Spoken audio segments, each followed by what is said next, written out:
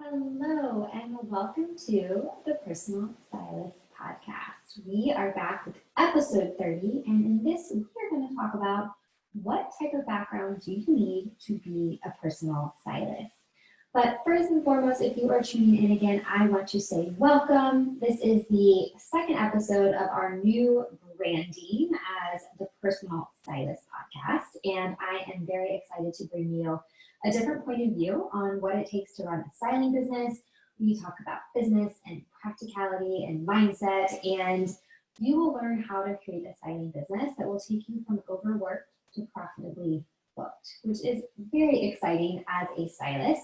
If you tuned into episode 29, we took a deep dive into the definition of a personal stylist. So if you haven't listened to that, I would highly encourage you to start there. This is turning into a little mini series about identity as a personal stylist, the background you need, certifications you need, and all of this good stuff. And we are going to break them down, and we are challenging the status quo and what you may even think is necessary to be a personal stylist. So the question we are asking in today's podcast is, what type of background do you need to be a personal stylist? And the answer is any that you want. In the podcast. Just kidding. But seriously, almost every successful stylist I know started out their professional working career as something besides a personal stylist, whether that was being a journalist, a social worker, a grant writer, a marketer, a copywriter, etc. So many stylists come into this field, whether from a career change or a pivot. I actually know and have worked with a personal stylist who has a PhD in fucking chemistry. Yeah, she is a smart, amazing woman, and she is a personal stylist. So you do not need to necessarily come into and have a background in fashion or have a background in styling to be a stylist. My undergraduate degree is from a liberal arts university here in the States, in Virginia. And I have just like a basic liberal arts degree with a concentration in Black studies and a minor in psychology. I have 2 master's degrees. One is in social work, macro social work, if you are familiar with that, which essentially means working from processes and policies instead of direct one-on-one client work, and a master's degree from a seminary. So never in a million years did I think, or was it in my life, 5-10-year goals and plans to be a personal stylist. My story, which I will share in a future episode, and so many other stylist stories are proof that you do not need a particular background to be a stylist. Just like you don't need to be, quote, a full-time stylist to call yourself a personal stylist. There are, however, 2 things that I will suggest, I will recommend, I will tell you that you need to have if you want to be a personal stylist and run your own business. I have found over the years that these are non-negotiable, and you probably can learn them, but I think it's almost a little bit of like you kind of have them or you don't. And a lot of the stylists that I work with, they have these, and that is why you're drawn to this field to begin with. So if you are listening to this podcast, you have these, and I would encourage you, if you don't, that you think about that and see what that might mean. But number one, if you want to be a personal stylist and you want to run your own business, you need to have an undying curiosity for business. If you don't care as much about the business side and having your own business or being your own boss, then I would suggest being a personal stylist for a retail store, a boutique, or an online styling company. Or even if there is a stylist who has a team of stylists, so that you don't have to do the business side of things. If you want to work for yourself, you're going to need a lot of curiosity. You're going to need a lot of drive. You're going to need a lot of willpower. You're going to need a lot of, I don't want to say passion, but you kind of need passion, just because it's really cliche. You're going to need to have that entrepreneurial drive to be able to figure out how to run a business, right? Because running a business is fun, it's empowering, but there are certain things that as a business owner, you have to have. And that is different from someone who just wants to be a stylist and who likes the styling side of things. You have to be disciplined because no one is going to sit down and tell you what to do and when. You need to have a clear goal and vision for the future about where you want to go. You are responsible for generating income. So that means you can't just post on Instagram stories all day. You have to do actual marketing, income generating things.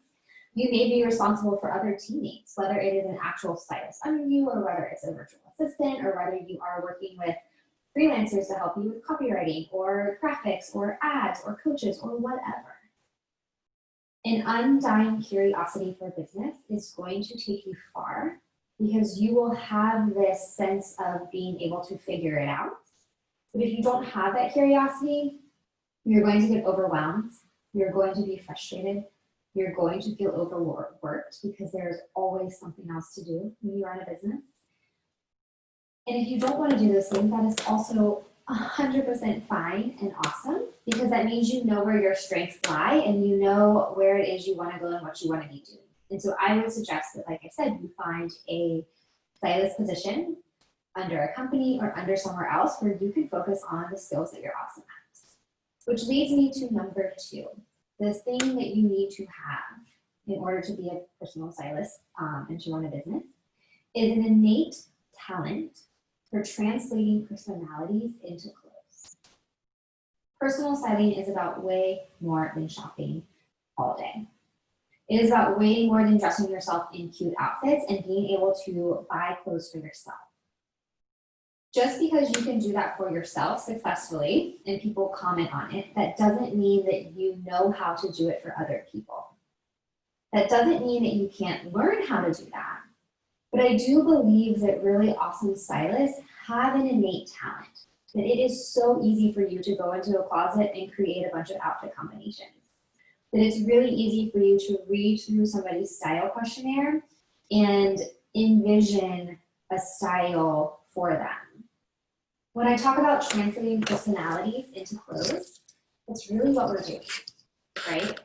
We are taking a person's challenges, frustrations, annoyance, tears, with where they are now with their style, understanding where they want to go, all of the things they say they want. They want to be organized and less stressed. They want to be confident. They want to be streamlined. They want to be, the boss. They want to take charge of the room. They want to be a minimalist. They want to be a maximalist. All of the things that they want. As a stylist, you are able to distill that and craft a plan to get them there. The stylists that I know that are successful learn a lot as they go. I learned a ton as I went. But they also have an innate talent for putting together outfits, for creating those styles, for really absorbing all of the things fashion and style and transformations that clothes create. So if you have to have an undying curiosity for business, you have to have an undying curiosity for styling as well. There are all sorts of things that go into clothes, from fabric to shape to the drape to the size to figuring out what brands work for what clients, what brand embodies that client's personality, and being able to cohesively translate that into an outfit is what is going to make you a standout stylist. And that's it. If you have those two things, an undying curiosity for business and an innate talent for translating personalities into clothes, that will get you in the door long enough to get experience, more experience, to get better, and to craft a background that now includes personal styling. Thank you so much for listening to this episode of the Personal Stylist Podcast. We are in the middle of a semi-mini series on all things personal stylist. What does it mean to be a personal stylist? How do you become a personal stylist? What's the definition of it? Et cetera, et cetera, et cetera. So if you are listening, I hope you will go back and listen to the back episodes. I hope you will tune in and listen to the ones that are coming. If you are listening to this episode is dropping on September 9th, 2020, which also means registration has opened for my free webinar, The Standout Stylist, where I will teach you how to ditch your a la carte services and go from overworked to profitably booked, and share the 5 secrets that all successful stylists implement in their business. That webinar is going to be on September 16th. I believe it's 12 p.m. Pacific. No, 9 a.m. Pacific. Either way, go to the link in my bio, find it on the Personal Stylist Network links. You will see all of those, the details. You can register. It's a completely free webinar, and it is going to be really awesome and help you lay the foundation for what it means to be a stylist, how to be a successful stylist, and all the things you can do to be a standout stylist. So thank you once again for tuning in, and I will see you next week right here on the Personal Stylist Podcast. Thanks, y'all.